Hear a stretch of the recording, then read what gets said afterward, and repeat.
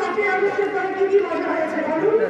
ইটখোলা থেকে কারা টাকা রয়েছে, কারা ফ্যাসিস্টদেরকে পয়সা নিয়ে পুনর্বাসন করেছে সকলেই জানে, কিন্তু বলে না কেউ।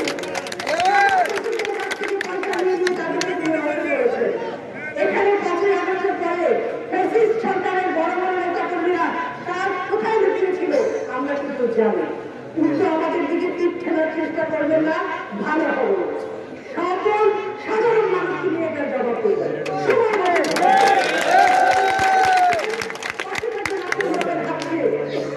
আপনাদের পাশে আছি, উনি অসুস্থ, ততক্ষণ পর্যন্ত আমাদের হাতকে সকলের মিলে এখানে যারা আছে, ভোটার ভাই আছে, আমাদের বিজয় আছে, আমাদের মনির আছে, মিঠু আছে, আমাদের আরো নেতারা আছে,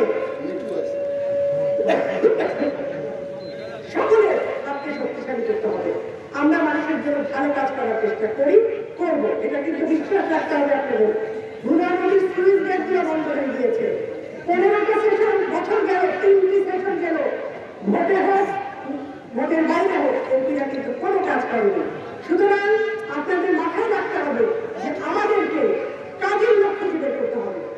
যারা কাজে আপনি কথায় বলে রেখেছে, যারা জনগণের পাশে থেকেছে, আপনারা নিশ্চয় দেখেছেন ব্লক দিয়ে মতিঘাটকে বাধা দিয়েছে। এখন কি কোথাও ব্লক আছে? কেন ভেঙে যাচ্ছে? সাহেবরাত থেকে শুরু, মাতুপাড়া থেকে শুরু করে ব্লক দেওয়া হয়নি। যদি ধারাবাহিকভাবে মতিঘাট থেকে ব্লকগুলি দেওয়া হতো, ওই সব যারা জনপ্রতিনিধি এখানে ছিলেন তারা কি ভালো কাজকেও ধারাবাহিকভাবে এগিয়ে নিতে জানে না? কেন জানে না? আমি তা জানি না। যখন এখানে ড্রেজার এসেছিল, স্থানীয় নেতাদের প্রয়োজনে সেই ড্রেজার চলে যেতে হয়েছে। ড্রেজারে কি ক্ষতি করতো? 2টা সেশন যদি আমরা ড্রেজার দিয়ে নদী কাটতে পারতাম তাহলে নদী ভাঙতো না, এইভাবে চলে এসে পানিটা ধাক্কা দিতে পারতো না এবং আমাদের এইভাবে জনপদ হারাতে হতো না। যে মানুষের ভিটা মাটি যায় তার তো আর কিছুই থাকে না।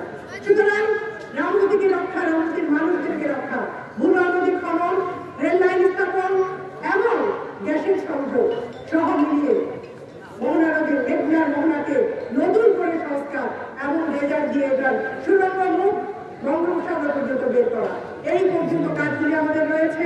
এই কাজগুলি যদি করতে চান, আপনারা করাতে চান রামনদীতে, তাহলে আমাদের হাতকে শক্তিশালী করতে হবে। সেটা আগামী সেশনে যে ভোট রয়েছে, সেই ভোটে প্রত্যেকটি মানুষ যাদেরকে আপনার অন্যেরা লুঙ্গি পরা বলে